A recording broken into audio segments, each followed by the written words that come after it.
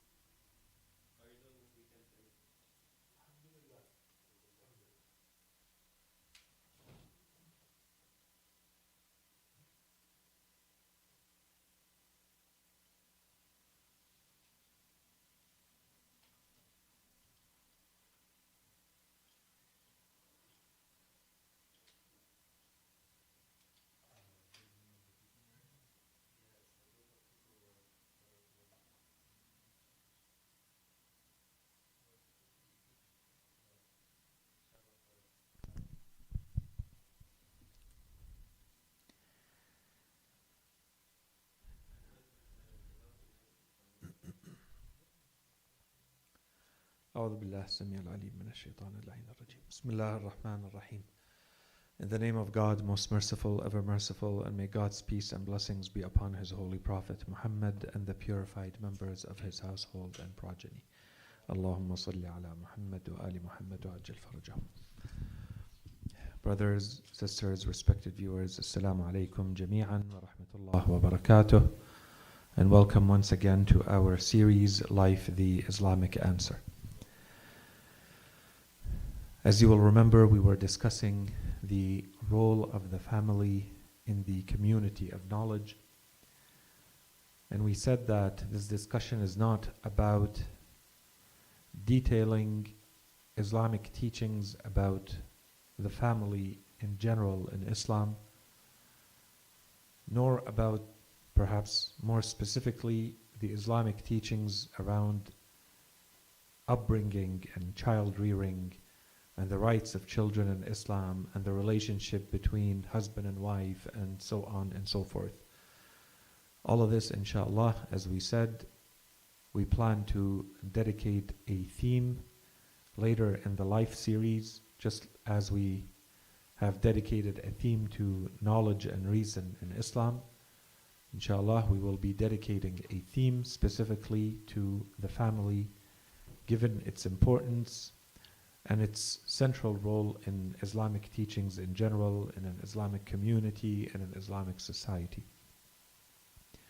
The idea here is simply that we wanted to highlight the necessary role or the crucial role of the family to build the community of knowledge or communities of knowledge, and that one of the key ingredients to a community of knowledge is the family. And that if, or given the productive role of the family, a community has a lot more probability to be able to achieve within that community, specifically a community of knowledge. And if there is a lack of the family support, then that probability decreases significantly. Of course, never to say that it becomes impossible to create these communities of knowledge, only that it takes much longer and there are many more hurdles and many more obstacles and difficulties to overcome if there is no support at the family level, at the infrastructure level of the community. Part of what we tried to discuss the last time that we met is to understand that before we can talk about generally Islamic teachings related to the family and how this can help us better understand the role of the family for communities of knowledge, we need to understand that the family is going through a crisis in the modern world. And this has been going on progressively over perhaps more than 2 centuries now, with much more significant decline in the structure of the family and the cohesiveness and the identity of the family in the traditional sense. And we called this the crisis of the family or the war against the family. And we explained a number of different factors, some of the main factors contributing to this crisis of the family in modern times. All of this to set the stage to understand that we cannot simply talk in abstract terms or in purely theoretical terms about what Islam may have to say about the family or its role for communities of knowledge without keeping in mind what is going on in the world and how this family is going to fit into a greater society that is undergoing these types of social changes and cultural changes and changes in values and in ideology and in worldview. And we talked about many of these dimensions or these perspectives the last time that we met. And if we wanted to go in depth, then this would be a much lengthier discussion, and we're not planning to do this at this point in the series. But I think we covered enough to show that the family unit is in crisis and that we cannot ignore this crisis. And this gives us more reason, more of a driver, to spend a bit more time on this factor and this ingredient in communities of knowledge. As we said earlier, there are situations in which we're talking about the specific roles played by entities in a community because Islam has emphasized that role in a community of knowledge. And in other cases, we may talk about these because of their relevance. In the case of the family, the case is that it is both. Our religion in its teachings has emphasized the role of the family in general. And for that alone, we should be looking at the role of the family specifically in communities of knowledge. And in addition to that, it should be of the utmost relevance to us in today's world to think about and to study and to examine the role of the family in communities of knowledge, given the social context, given its relevance in our day-to-day lives. All of that to say that in order to produce communities of knowledge, we said that there is a need from the community, and perhaps one of the easiest ways for us, or simplest and most intuitive ways to present this information, can start by looking at how the family produces individuals because they stem from these families, because they come from this familial background, are going to be inclined, these individuals are going to be inclined, they will want to participate in these communities of knowledge and contribute to them one way or another, as we have described. This is going to start much sooner, much earlier in their lives, in the lives of these individuals. There should be a lot more willingness. It will become a lot more familiar for them. And this can actually create communities that can build on generational success over time, as opposed to every time starting from scratch with separate, distinct, autonomous individuals coming into this, and the efforts are lost because it is not passed down generationally, and there is no building up of the maturity level of that community of knowledge. And the easiest way to do that is through the families. These individuals will start by coming together, building a community of knowledge, and eventually they start to ensure that the values and the teachings of Islam as it pertains to communities of knowledge are passed down through their own families. And this accelerates the process of the maturity and the progression and the evolution of the community of knowledge much faster than simply waiting for that community to happen by itself on its own or through isolated efforts from individuals without the family support behind them.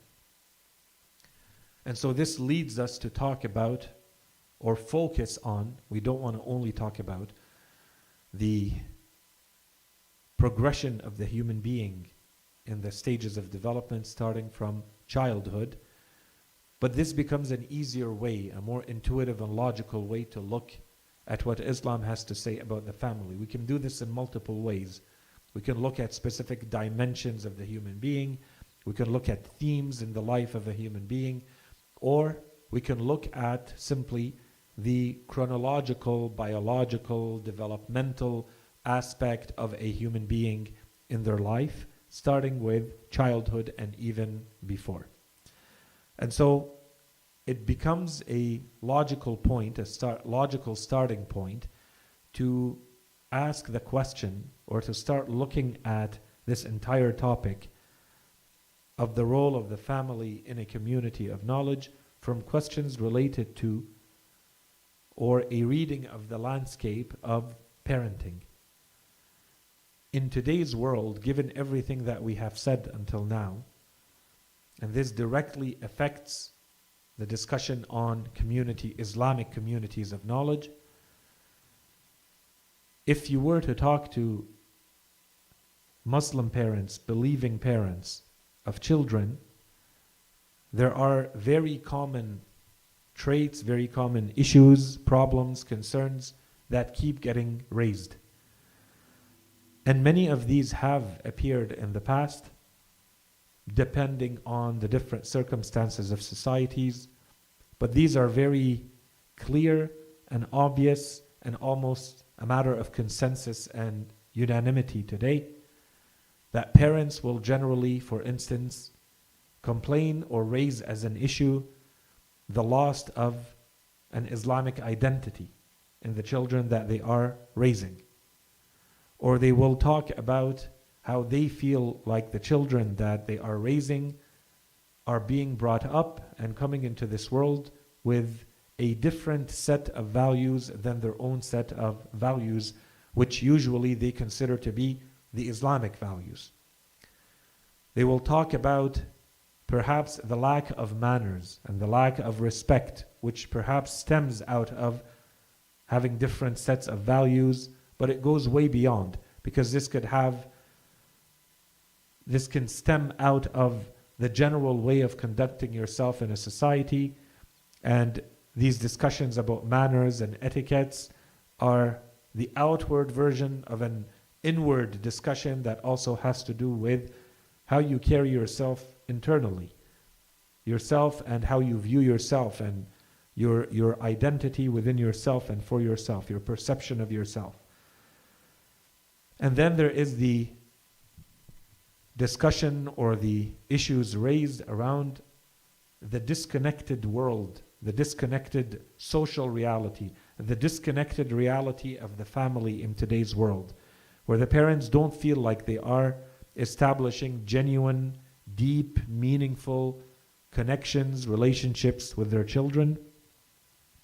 And in a lot of cases where it is felt that the next generation is closer to others, and those others could take different shapes and forms, can be different types of individuals than they are to their own family members, for instance.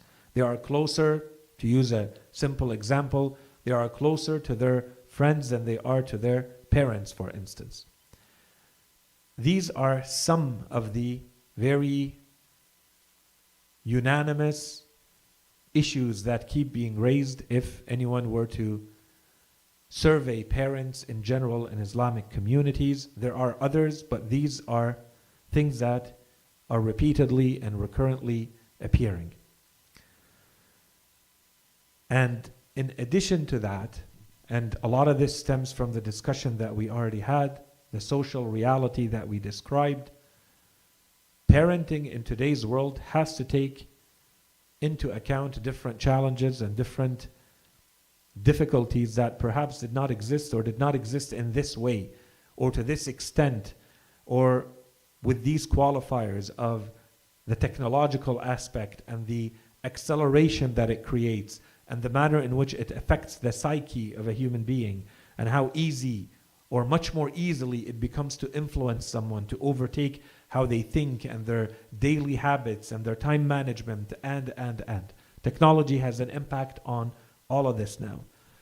So on one side, there are issues related to the information overload. It's not always the case that there's simply no information. There are areas where we do really feel that there is a lack of information. There's a lack of research. There's a lack of close examination of some of the issues, serious examination from a novel perspective that really addresses the realities. We can't just repackage the same solutions and the same ways of addressing challenges if the challenge is new or new enough that it requires a fresh perspective and a new way of being looked at. And this is where the deeper intellectual examination is required. This is where we need more expertise and people who dedicate themselves to the issue until they resolve it, or at least are able to present novel, creative solutions to it. So that's definitely an issue. There's a reality that in today's world, many have worded it this way. It's not that there is a lack of communication. In fact, there may be too much communication. Too much communication is happening, but no meaningful connections resulting out of this overload of communication. There's constant communication, but it is very superficial. It doesn't carry any meaning. It has no real impact, or it's not impactful in the way that we want it to be. And so it lacks depth and it lacks meaning. We talked about the issues related to what is modern and modern times and a modern ideology, and the liquidity or the fluidity of what is modern in today's world affecting everything, creating a lack of stability even inwardly, so that the individual is no longer sure who they are and what their values are and what they're supposed to be. And there is a general skepticism towards truth and towards knowledge. And the plurality of today's societies does not help. So you live in a world where there is so much diversity, so many different points of views, so many people with different ways of seeing the world. And all of them, unless you're coming from a place where you have done your own research and reached your own conclusions and you know where you stand, in a lot of cases you might be approaching these issues simply because of the way you were initially raised, and it looks like it's just blind following until you're confronted to this diversity and this plurality, and this in itself makes you question. And then there's, generally speaking, culturally speaking, there is an aversion to speaking of the truth in today's world, and this is part of the modern ideology, that there's no longer a truth. It's not the truth. If there is any mention of a truth, it's extremely in relative terms, so that there is your truth and mine. And these could be completely opposed to each other, completely different from each other. And in addition to all of this, we add the fact that, and this is perhaps in certain ways another symptom of modern times, the way of living a lifestyle that is disconnected from the natural order. The natural order itself constantly teaches human being about phenomena, about natural cycles, about ways of being, understanding yourself, understanding other beings, understanding general cycles of the world and of nature, without anyone having to explain those to you, because you're close to nature and you see it. You see the seasons change. You see how animals interact with each other. You see how crops grow, the work that is required. You see how nature works, and the human being then becomes a part of that nature. Today we're disconnected from nature. All of that instinctive or natural way of learning has disappeared. If it exists, it's because you have to go out of your way to recreate it. You have to find ways to get to that type of information, and the experience is still going to be different, because that's not the natural way of learning and growing up and each one of these points would deserve much lengthier discussions. We're simply covering them very quickly to highlight and really try to explain a little bit better what we mean by this general context in which the family is trying to establish itself and grow. And a lot of this used to exist before, and a lot of this made it a lot easier, simpler in previous times for what is today called the traditional family or traditional societies. A lot of these things, as challenges, did not exist, and the lifestyle, the closeness to nature, and so on and so forth, allowed a lot of this to be overcome much more easily. Life in general was a lot simpler. This has repercussions on pretty much all dimensions of life. I won't go into a lengthier discussion on this. Life was at a slower pace, which also has all sorts of repercussions. And this includes family life, and this includes parenting. There were much greater connections in human communities, and there was a greater reliance on others in that community. People knew each other, and in a lot of ways, this created or brought about a greater level of care. Those who care about you, who may provide a bit of an oversight, who care about your well-being, generally speaking, in those communities, went beyond your direct family members. You might have neighbors, even the butcher down the street, you know them and they know you. And the people who attend the church, you know them and they know you.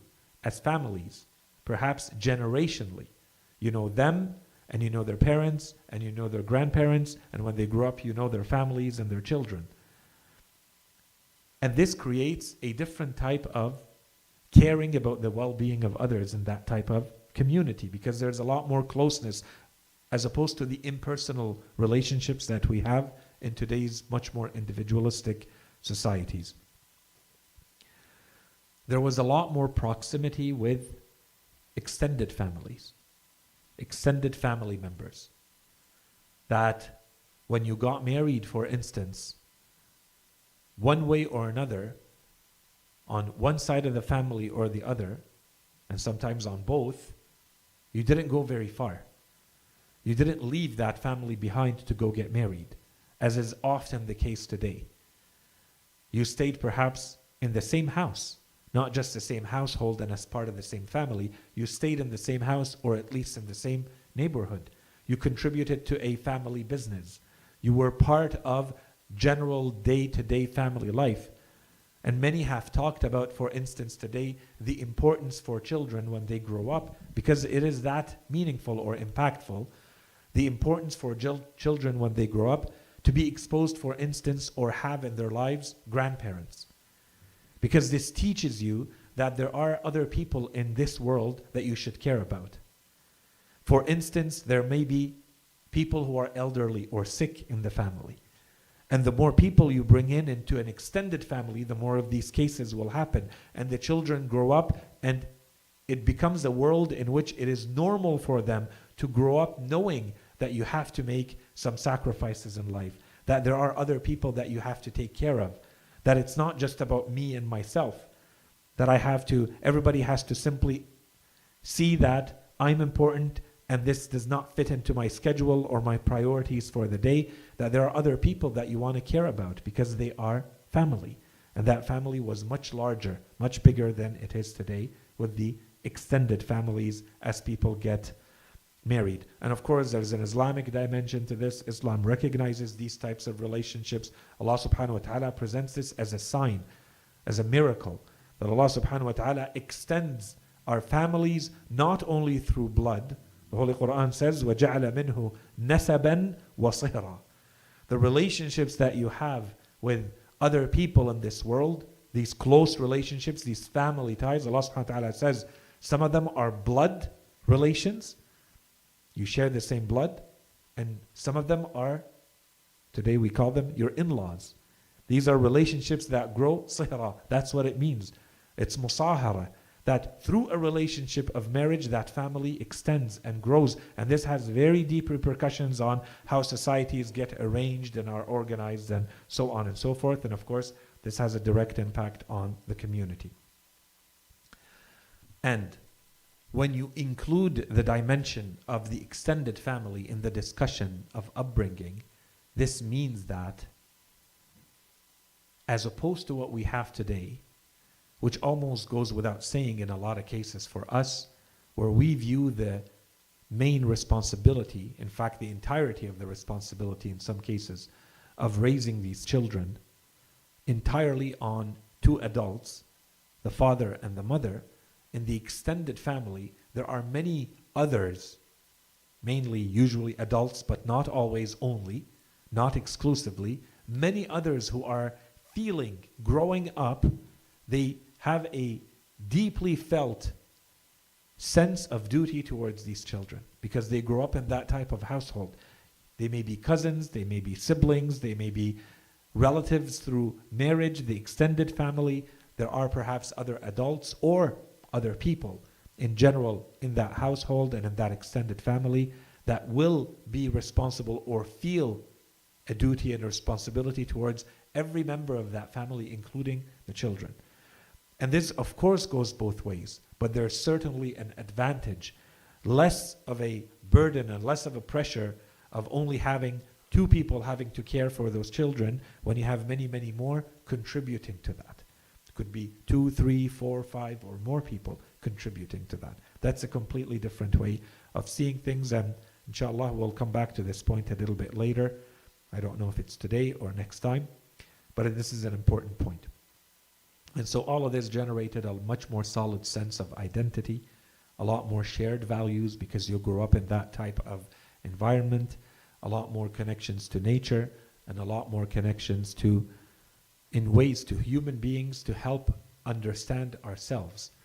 And all of this today is either entirely lost or lost in large parts. So today we move into new times and new social and other realities, which means that in a lot of cases, and we hear a lot about this, that because it's a new world, because it's a new reality, perhaps the parenting that worked in the past is not going to work as is today. Which means that we have to take a closer look at what it means to parent, to be a parent in this type of environment, and produce kids who become individuals in society, who are able to adapt and overcome and still be good human beings in spite of everything that we just described going on in society. All these transitions happening in society. I think it is well known for Muslims, as these are very well known principles and many of them stemming from a hadith. For instance, not to raise your children in the way that you were raised because they were created at a time that is different or in a generation that is different than yours. And I have talked about this hadith on both sides in the past. The obvious part is that, of course, this is a different world and it requires to adapt. And so the so what from this is simply that we have to know, therefore, what has to remain the same, what is the timeless, universal, eternal truth that has to be the same, and what part has to be the part that constantly adapts and changes depending on the social and other realities of the world. This is the key here. The second point, and it's perhaps secondary, and this is what I have talked about in the past, is that it is not necessary that everything your parents were doing were correct, and it does not necessarily mean that everything that they were doing is incorrect. This cannot become the pretext that, well, my parents did that, but what did they know? This was, this would be necessarily a regressive way of thinking. There is a tremendous amount of good in the traditional way of doing things that could too easily be dismissed and too easily be lost by using this as a pretext. That they were created, now we are in a different world, and therefore we let go of everything that we could be inheriting from the past. No, not everything. We have to examine what needs to stay, what needs to go, what needs to stay, but perhaps in a different way. Okay? And this is another issue that arises from all of this, therefore the importance of education of the parents and knowledge of the parents to understand this. On the world side, to have that type of awareness of what is happening in the world, And on the religious side, what stays and what changes religiously when times change, when society changes, when things are in transition as they are today. In any case. So today, there is no doubt that we have to do more for parenting. There is no doubt that perhaps the risks are greater than they were before. That there is greater complexity, things are moving at a faster pace, and the changes are more deep and more meaningful, more significant, and so they require more drastic solutions and more drastic approaches and strategies. For many of us, it could also mean that we are living in societies that are completely different. These are not the societies in which our parents grew up, perhaps, or our grandparents or previous generations may have grown up in societies where they have existed for generations upon generations or centuries upon centuries. This is a very different reality than being in a society where you feel like you have immigrated and you are now a first or second or third generation society or community within that society. So all of that to say, when we keep all of this in mind, and we perhaps, I think, clearly identified this as one of the realities in today's time, is that there's a general discouragement or constant questioning of even the idea of getting married and establishing and starting a family in today's world. Everything is going against that idea of simply and automatically thinking that you reach a certain age and the time should therefore be to find yourself a partner and start your life and start therefore your family life, your own family life. So when we start turning to Islamic teachings, what does it say about all of this? So Islamically speaking, and again, because this is not the time to go through this theme in detail, inshallah, we will go through this theme of the family in Islam a little bit later in the series, and we will present the detailed version of this discussion. This is simply to touch very high-level overview points and principles as they are relevant to this discussion specifically. Islam directly encourages to get married. And so this is where we start to see that there is a difference between following Islamic teachings and simply allowing ourselves to be followers of or taken over by the current of today's culture. Islamically, there is a strong encouragement to get married. And there is a strong encouragement to have children. And in fact, there is even an encouragement to have many children. So we can reinterpret this, we can look at it, we can adapt it to times, but the truth is, if we go back to the narrations, these are very clear indications, and inshallah later we will go through these ahadith. So this is the first point. Now, we're moving towards the child coming into this world and knowing what we do. So already we have been encouraged to get these children into this world. That's one. Two, there's a lot of warning in our religion about making sure that, I'm going to say it in a strange way, that the right children are coming into this world. That the children and the human beings that we are bringing into this world are going to be good human beings, as opposed to evil human beings. This is very clear in the narrations, in the verses of the Holy Quran.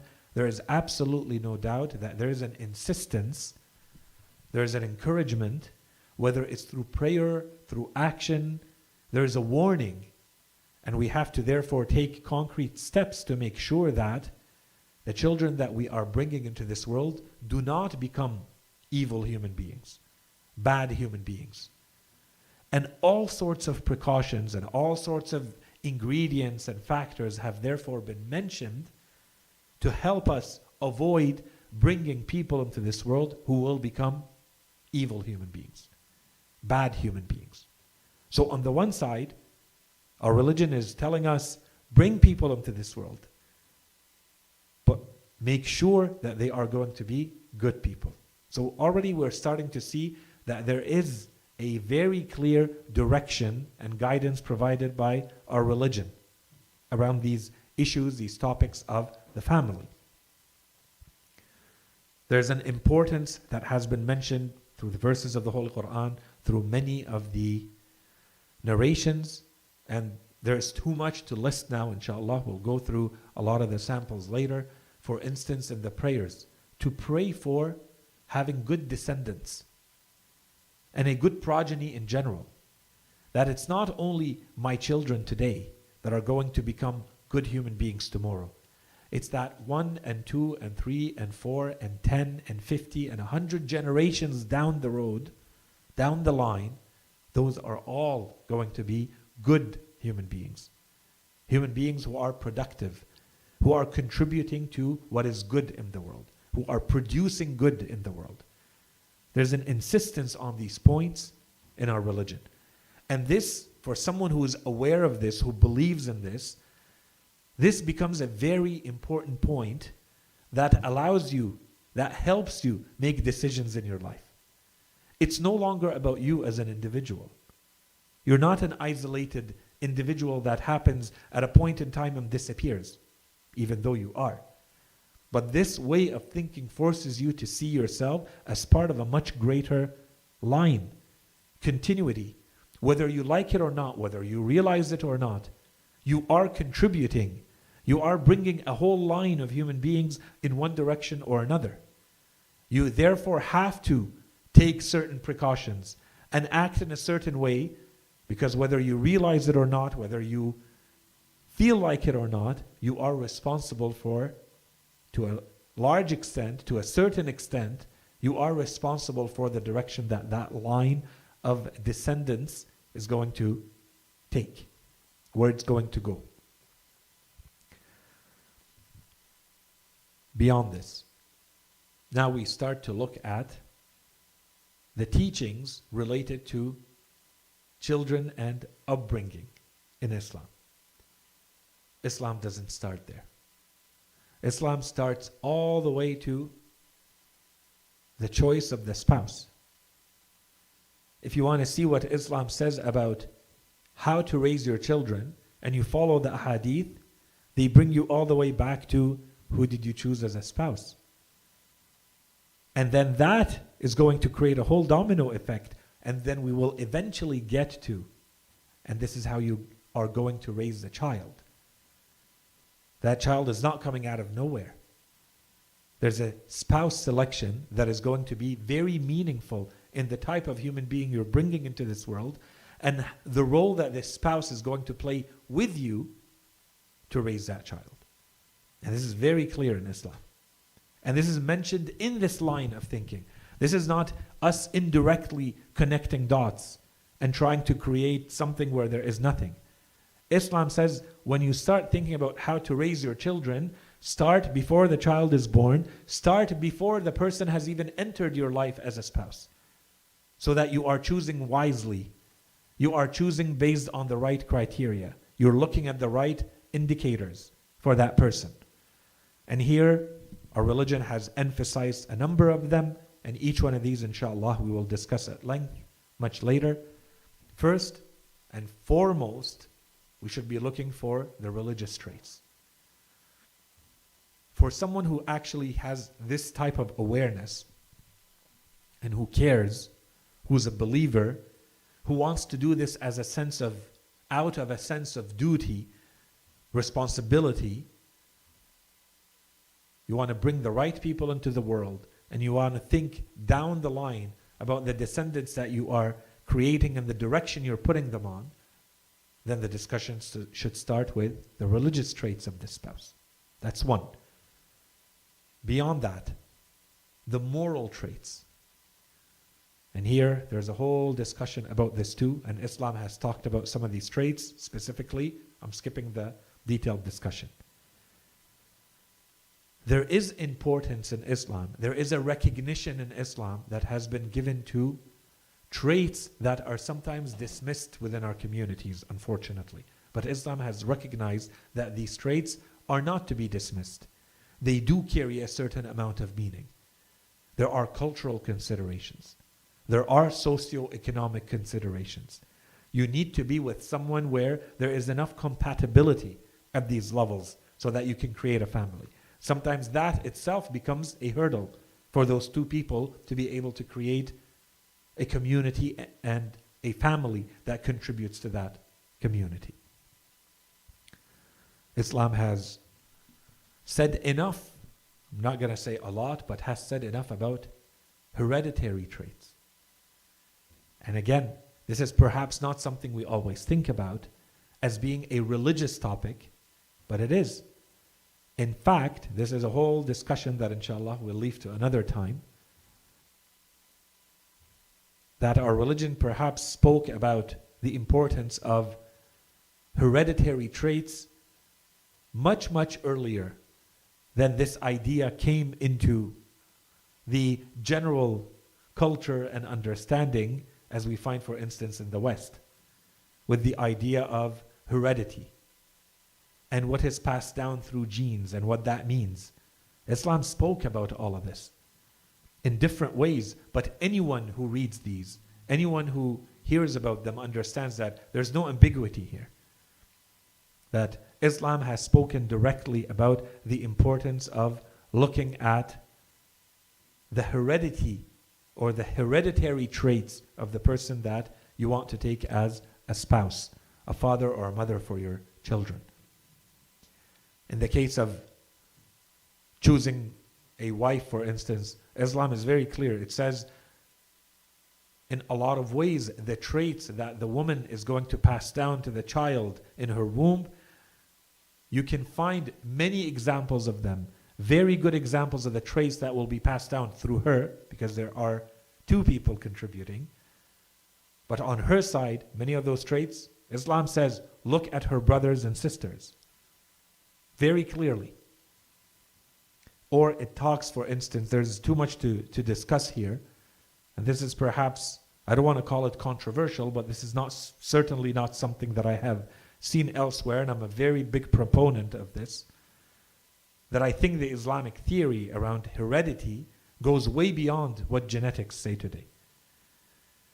Because biologically speaking, the genes are supposed to reflect something that is predetermined and kind of unchanging. You're stuck with what is in your genes, and that gives kind of the genetic potential, biological potential in which you can work. This is the body you're given, and that body is controlled, is written by a code, and that code is your genes. And you're stuck with this, and it's kind of predetermined. If you examine closely Islamic texts, you see that I'm going to call it the Islamic theory or the Islamic teachings around these hereditary traits, they go beyond what would be accepted today as falling in your genetic predisposition. Because it talks about traits that are usually, in a certain way we can say that they are genetic, but those traits are certainly traits that you can modify. Islam talks about intelligence. Islam talks about bravery. Islam talks about someone who has good manners, to make the point even clearer. So, are you saying that you are born with good manners or not? Well, in a certain way, yes. Because a part of this is being passed down to you through your heredity, through what you have inherited from your parents. There is a part of this, yes, we may say that it is hereditary, but a part of this is certainly something that you can modify. And if you modify it enough, perhaps it becomes a part of you and it affects your genes. And then this is going to affect the next generations, which today's genetic theory does not talk about. So this would be, I'm calling this controversial, because this is my understanding of what Islam is saying about these hereditary traits. And there are too many indications of this in the teachings of Ahlul Bayt alayhim salam to ignore, something to discuss perhaps in the future. And then we move to general indications that we find in Islam about upbringing. Some of these are about the general approach and methodology to be used when you parent. So for instance, there's an importance given to beauty. Now beauty, when you raise a child, it could mean, and it does in certain situations, it means the external beauty of the child. Islam says there is nothing wrong, in fact it's encouraged to raise the child from birth. You want the child to be as beautiful as possible. It encourages to give birth to children who are beautiful in the world and to beautify the child with all sorts of ways and things that we all know, culturally speaking, that are done to beautify a child. That's all there. But as part of that, and this is something to keep in mind as we parent, as we raise our children, is that as the child grows and you take care of them and the child learns that it is important to give importance to the external beauty, Islam says, and also you're also teaching about the internal beauty, the inner beauty, the balancing between the beauty of your soul and who you truly are and your external physical appearance. So that's a general part of the approach to parenting in Islam. And this applies to everything. This could be applied in a very practical, concrete way to, I feel like having so-and-so thing. I want you to buy me, as a child, I want you to buy me that shoe, that pair of shoes. I want to get that toy. I want to get that object. And in a lot of ways, this is because of the appearance of that object and the cultural significance of that appearance. And Islam says there is a recognition of that dimension. This is not something to just be dismissed. Islam is too realistic and too pragmatic. It recognizes all of these layers. It's too nuanced and subtle that it can recognize all of this. We don't just dismiss. Things are not just black and white. Yes and no. There's a lot of gray that is recognized in our religion. But everything is balanced. And it's balanced against what really matters. There is a material world in which we live. And there's a human psychology, and it has an effect on this human psychology. Everything that we see and the manner in which things are presented in this world. But there's also a spiritual dimension. And this, and inshallah I'm going to come back to it a little bit later, therefore, the importance of modeling this behavior. You want to teach especially about the inner beauty, you have to be able to model this inner beauty to the child. And this is part of the general approach to raising children. The importance of role models. And this is another extremely important point that our religion has put into application before teaching us in theory about it. Our religion didn't necessarily say it is important for a human being to have role models. It didn't present things that way. It just said, if you have the proper intelligence and the proper beliefs, then you follow the Holy Prophet. You have a specimen that God has sent you. And Allah subhanahu wa ta'ala has engineered and structured the world in this way, so that He is the one who has given you the role models to follow. So He says, I'm going to send you messengers and prophets who are not angels, the Quran says, so that they are enough like you so that you can consider them naturally as your role models. And the same thing with parents. When you wake up into this world, when you open your eyes and you start being aware in this world, your role models are your parents. No one else. Your first role model is your father and your mother. And then other people. And it is part of your responsibility as a parent to make sure to know and to put in place the role models of your children. That's a second important approach and methodology in our religion. The importance that our religion gives to companions and friends. Who is it that is influencing the child? In what way? What do they bring into their lives? The good and the bad. You have to know. And you play a role and you're responsible for this. Belief and action. And there's so much to say here, because this is what becomes basically the curriculum of raising children. Everything that falls under what should the children believe in, our entire system of beliefs, and our entire system of conduct, the applied version of our religion. What is it that the child is supposed to do at every step in their lives? And here, there is an approach in our religion. It's very clear in our religion that the teachings are not just dumped on the person, including the child, in a way for them to simply follow them blindly. The teachings have to be presented in a way that is convincing, that answers their questions, that aligns with their sense of curiosity. You don't burden the child with things that are irrelevant to them. If this is not something that the person has questions about, why are you injecting those questions in their minds and then trying to answer those questions? Why are you creating a doubt and then trying to resolve the doubt? You have to take care of all of this as you raise a child. So there is a balancing act between what is based on reason and what is based on instinct. And there's a lot of recognition in our religion that we have good instincts. Human beings are born with good instincts, with right instincts. And until that instinct is distorted, you can rely on that instinct. If things are going well and the instinct is good enough to keep you a good human being, there is nothing wrong with that. And then, for belief and action, you have to take into consideration what is most effective and what is most efficient. Effective as in, you are producing the greatest impact. The greatest impact to be good. This is what you should focus on. And you want to be efficient in the least amount of energy and time and effort. You want to produce the greatest impact. Not everything can be covered. Not everything can be done. Not everything can be learned. Not everything can be mastered.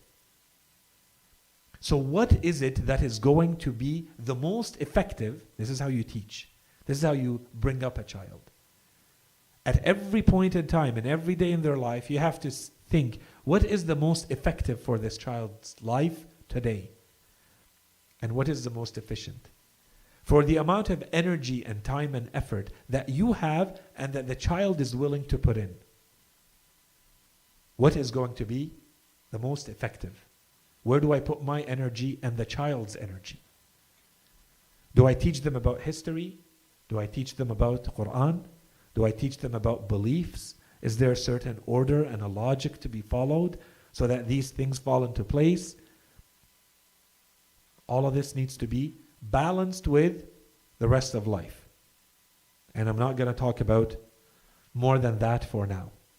Because many parents will care a lot more, for instance, about academics. And other parents will care a lot more about athleticism. And other parents will care about, can my child play the piano or another musical instrument, for instance, or whatever other skill and knowledge and expertise that the child is being directed towards, because the parents think that this is going to be in their greater good, for their greater good and their greater interest. There is clearly in our religion an emphasis on what we can call a theological education. So this is not something that is open for negotiation. This is one of the staples in our religion, that the child has to be given a proper education so that they know enough of what they're supposed to believe and why they believe what they believe. Now that minimum can change.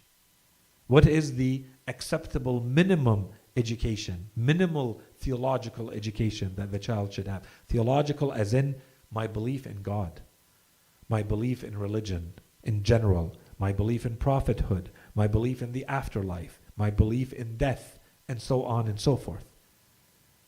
These things have to be part of the necessary curriculum that the child goes through. Now the minimal threshold is going to change. It's going to change based on you as a parent and your understanding of today's world. So it's going to change based on the society in which you live, what the child is going to be exposed to, and what you deem to be sufficient for the child to be protected and immune and ready to enter into the world. It's going to change based on the child. Not every child can learn the same things at the same pace, at the same time, in the same way. All of this is part of the equation. And then the resources that you have. And inshallah, we're going to come to this point a little bit later.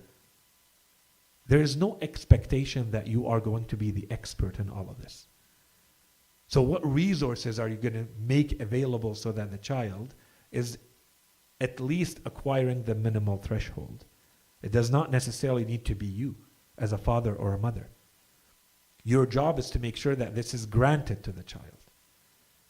However this is done, it's up to you. You have to make sure that you can check off this box and say, I performed my duty with this in the best way I could. Ritualistic education is important. Later, we need to rebalance. And so if the balancing is happening right at the time of raising the child, that's great. Usually in our communities, there's a lot more balancing that has to happen later. We have to see. There are people who are way too far into the ritualistic aspect of religion. And so to them, religion has simply become a series of mechanical, blind rituals to be followed. But they don't carry any meaning. They have no impact on them. You feel nothing when you perform it. Whatever the ritual may be. From praying to fasting to performing pilgrimage to any other ritual in religion. And on the other side, sometimes we go too far on the spiritualistic aspect of religion, and then we forget about rituals. And we forget that our religion wants us to worship Allah subhanahu wa ta'ala through these rituals. Only that these rituals have to have meaning. We have to understand what those meanings are. So I should not be creating rituals for myself. I should be finding the meaning in the rituals that my religion has given me. And this is a balancing act which has to start as early as possible. And that's why a religion, for instance, is going to say, you teach the children how to pray. And you hit a certain age, it's expected that you're always performing your prayer. In any case. So this is the balancing that needs to happen between the ritualistic education and the spiritualistic dimension to it. The importance of self-reflection, the importance of our outer and inner akhlaq. And we have to combine that with goodness. So let's call this the goodness, inward goodness, goodness towards the self, and goodness towards others.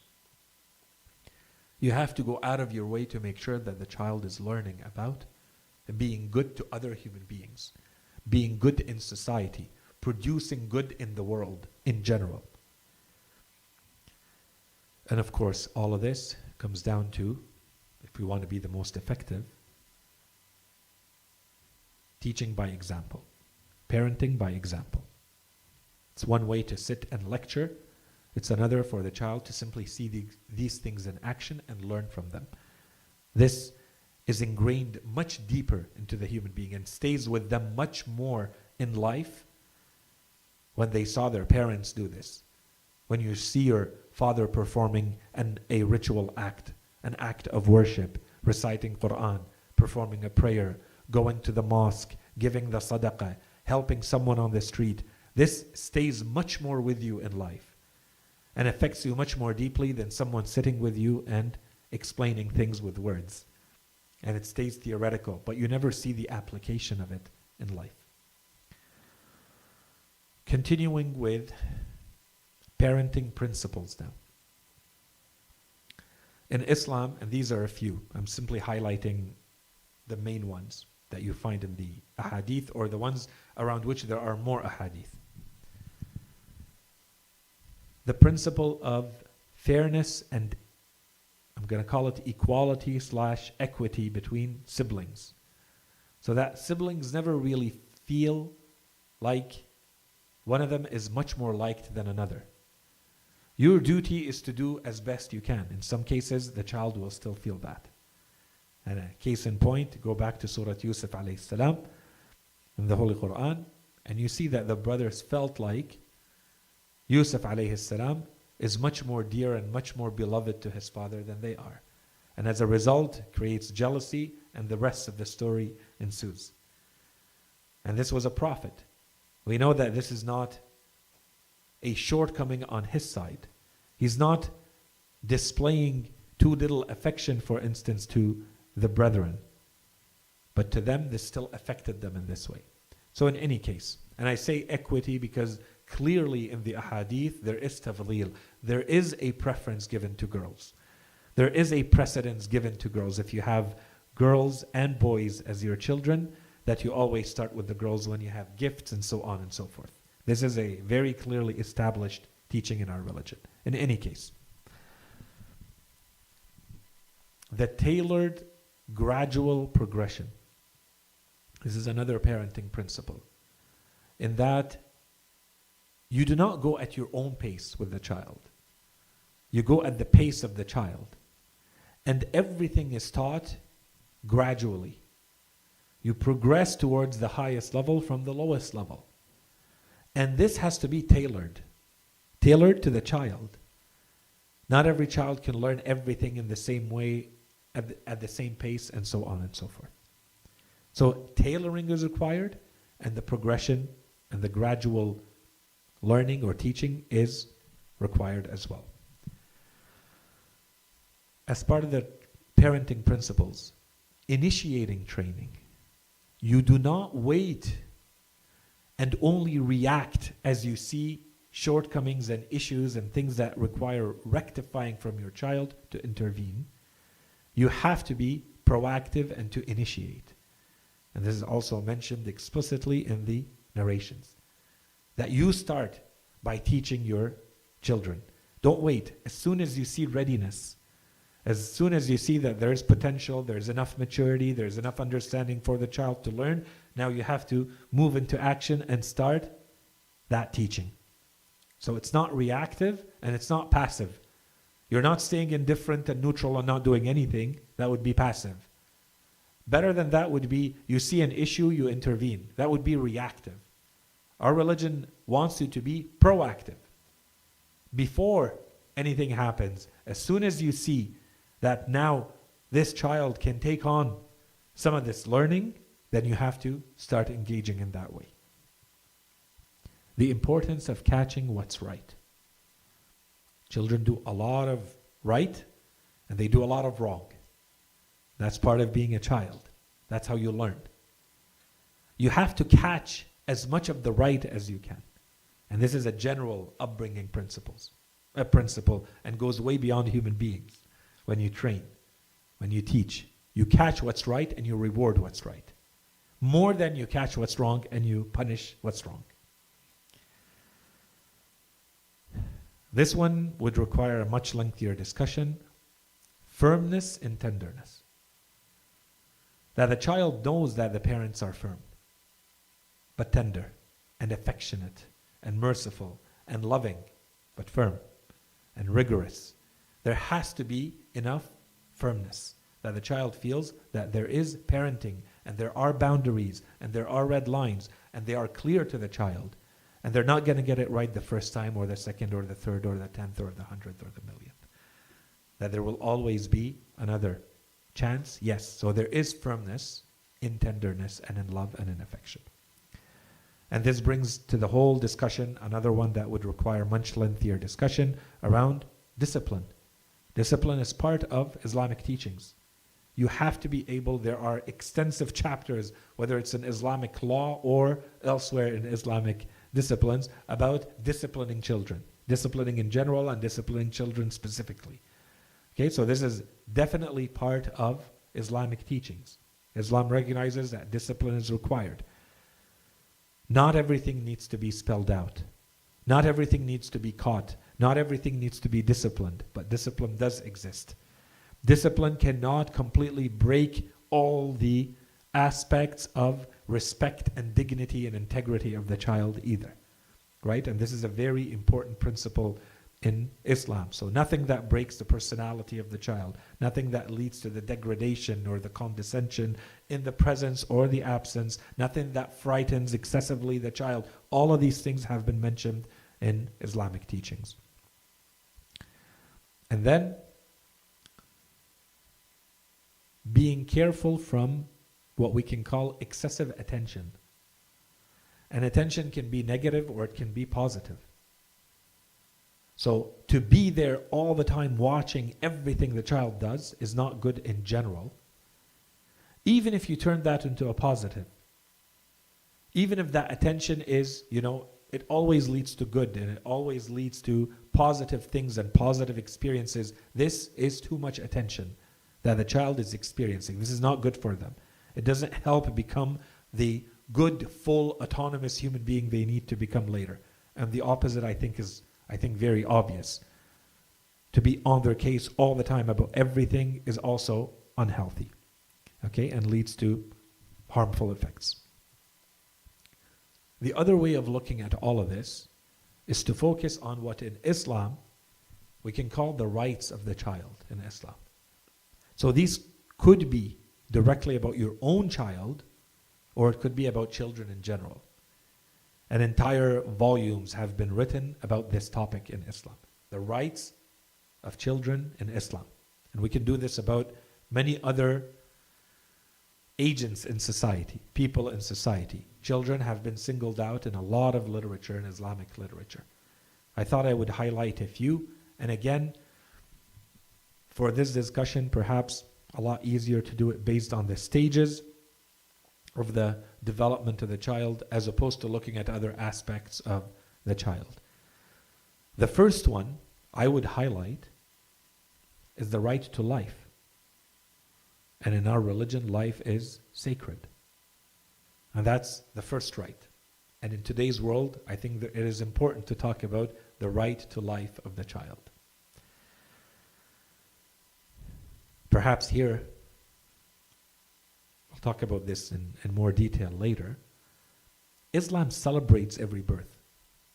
And there are a lot of rituals around the birth of a child. Right before the birth, during the birth, right after the birth, 1 day, 2 days, 3 days, 7 days, 10 days, 40 days after the birth of the child. There are many rituals mentioned. All of this is part of how Islam encourages to celebrate every birth. It's to be recognized, it's to be celebrated. This is attention given to that newborn and everybody around it and the mother and so on and so forth. In any case. Secondly, I call this the right to childhood as a general theme. The child is allowed to be a child, to grow up, to come into this world and fully experience childhood. And this, therefore, can be separated into many smaller components or subsections or headings. For instance, the child has a right to a proper physical development. Today they would say, for instance, that you're allowed to, or it is a right of yours, of every human being, including the child, for health. This is part of your rights as a child, to be healthy and to be put in a situation where you are growing up in a healthy way. The right for safety, physical safety here, but it goes beyond. There's a psychological dimension to this as well. The right for protection. All of this falls under the rights of the childhood. There's a whole discussion that we're not going to have now around specifically the feeding of the child. And Islam has said a lot about this. In the Holy Quran there are indications, in the Hadith there are many, many more, about the importance of breastfeeding specifically and everything around it. The ahkam, the circumstances, the details, a lot of this has been explained and discussed.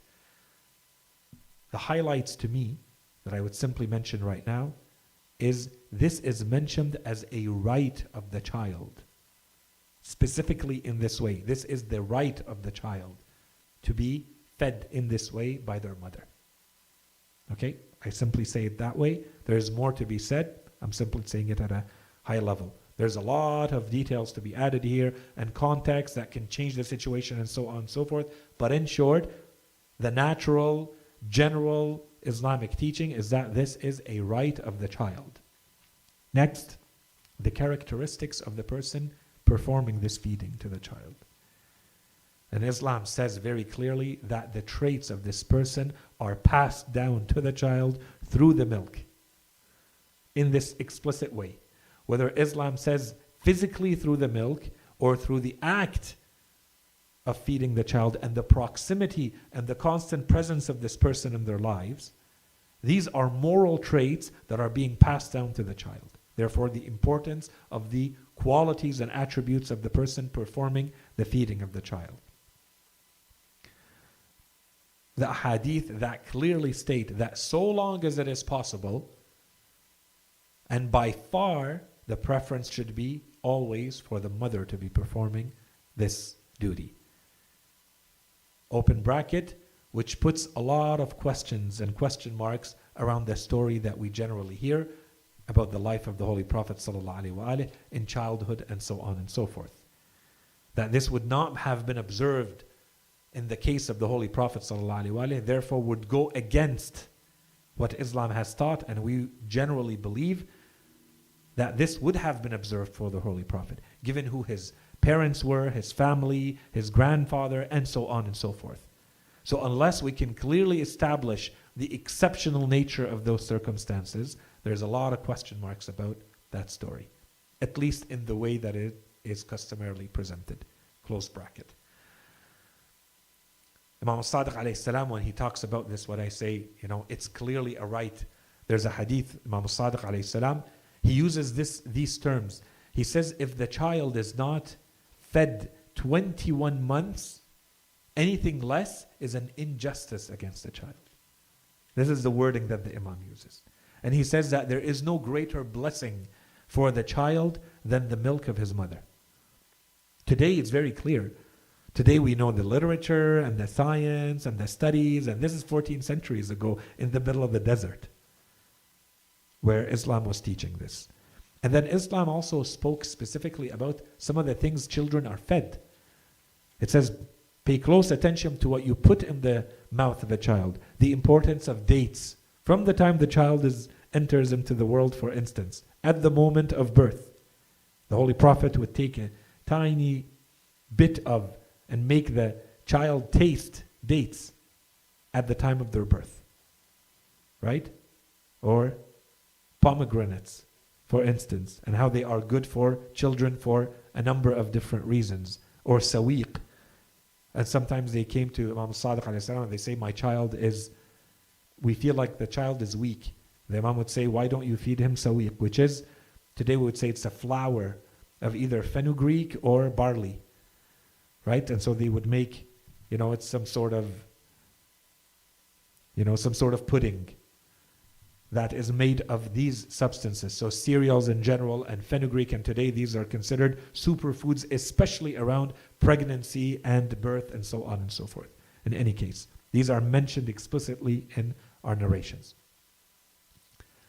Beyond that, we're still talking about the rights of the child, the proper intellectual development of the child. This is one of the rights, that the child is allowed to grow intellectually based on their potential, based on being granted enough opportunity to achieve that potential. That's all I'll say for this one. The importance of, and we see this is where Islam emphasized, and the reason why Islam emphasizes in most cases is that there was a social issue that it was trying to correct. So Islam emphasized a lot to provide children as a right of the child, to provide children with sufficient effective development, that the child can grow up emotionally healthy. And the way to do that, and the main ingredient, is that the child feels enough love growing up, enough affection growing up. And this by itself is a long discussion that we would need to see how Islam addresses this issue and why it is so important. Okay, so Islam does not shy away, especially when the child enters into the world and in young age, does not shy away from showering the child, overwhelming the child with affection and with love, and with making the child feel safe and being given a lot of attention when the child is very young. And as the child grows up, you start to decrease that, and we'll talk about the next parts. And this is very clear. And it stays the case for life. It's just that it has to become appropriate for the circumstances and the child and what is needed. But especially in younger age. This is very important, and Islam makes a very big point to make this. And how the Holy Prophet ﷺ would remain in that state with Fatima al-Zahra alayhi salam until he left this world. He would always perform the same things he would do with her. If he enters into a room or she enters into a room, all the hadith say the first thing he does is give her a kiss on her forehead. And he makes her sit in his space, in his seat. This is an affection. Or how he would be around Imam Al-Hasany, Imam Al-Hussein alayhi salam in young age. And he left the world and they were still children. At the most, they would have been 7 and 5 or 7 and 6, around that age when he leaves this world. And so during this time, he would show so much attention to Imam Al-Hassan, Imam Al-Hussein, that a lot of the companions would come and ask questions, and why you're doing this, and why do you love them so much? Do you really love them that much? So we have to wonder, what are they seeing? What is the Holy Prophet? We're getting glimpses from the ahadith of what the Holy Prophet would do, how much he would carry them and kiss them and play with them and be affectionate towards them. And in response, the Holy Prophet would give multiple responses. And of course, the responses, we have to recognize that they are multi-layered. Right? He's giving more than one layer in this answer when he says, for instance, whoever does not show mercy to them, so to children in general, or to Imam Hassan, Imam Hussein alayhi salam, whoever does not show mercy to them will not be shown mercy. Okay? But as part of this is also a general theory about how you're supposed to bring up your children. Okay? In a society where, we have to keep that in mind, in a society when all of this was not common. It was not common for men, and important men, and heads, and leaders, and men who lead other men into war and battle, to be this affectionate, and this tender, and this loving, especially towards children, and be surrounded by children. And this is well known in the life of the Holy Prophet ﷺ. Basically, the time that he lived in Medina, every single person who ever had a child born would bring them to the Holy Prophet ﷺ to receive his blessings and his prayers, and the Holy Prophet would perform it. And he would spend time with the children, he would salute children, he would play with children, and so on and so forth. This leads us to talk about the importance of play, entertainment in the life of a child. This is recognized. This is not only recognized, this is encouraged. And parents are instructed to play with their children, especially in young age. And there are too many reasons to list here of why they say this. This is not, simply for, spending time because it's fun, because it's, entertaining for the child to be doing a lot of this type of activity. This is how the child learns. This is how the child explores the world, understands the world. It's good for their intelligence. It's good for their motor skills.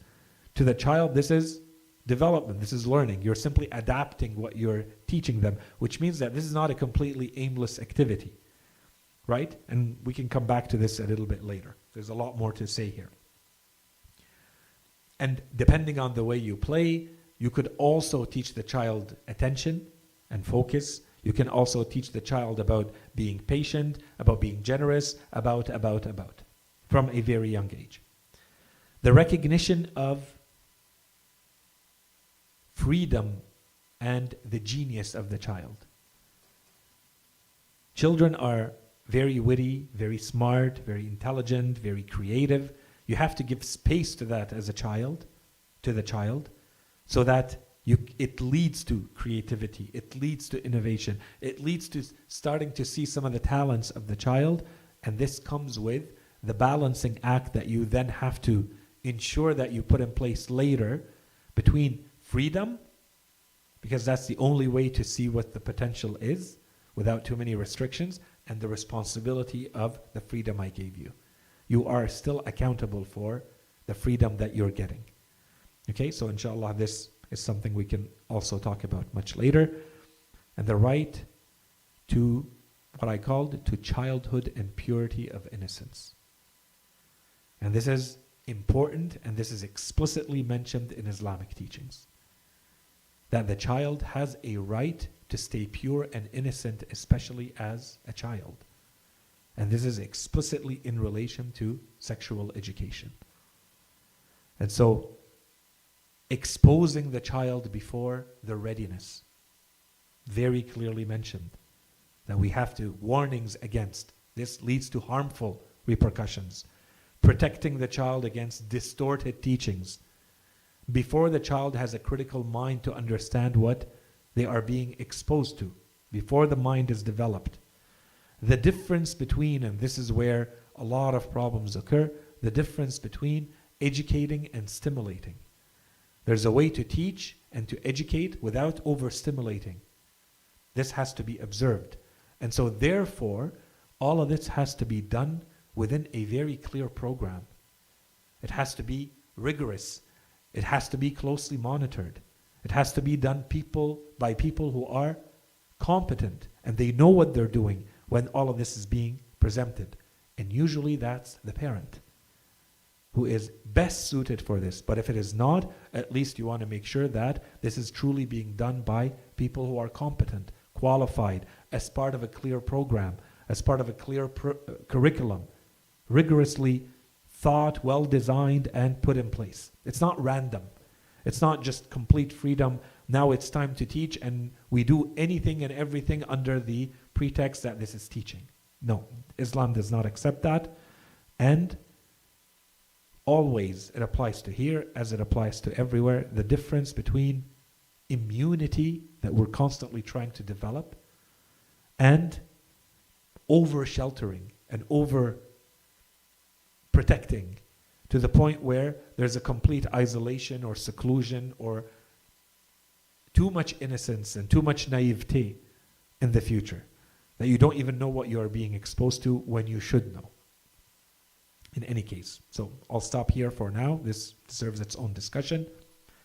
The importance of giving children responsibilities. Of course, in a way that is compatible with, that is relevant, that is effective, that is useful for that child. Okay, this is important, the gradual accountability of the child towards responsibilities and duties.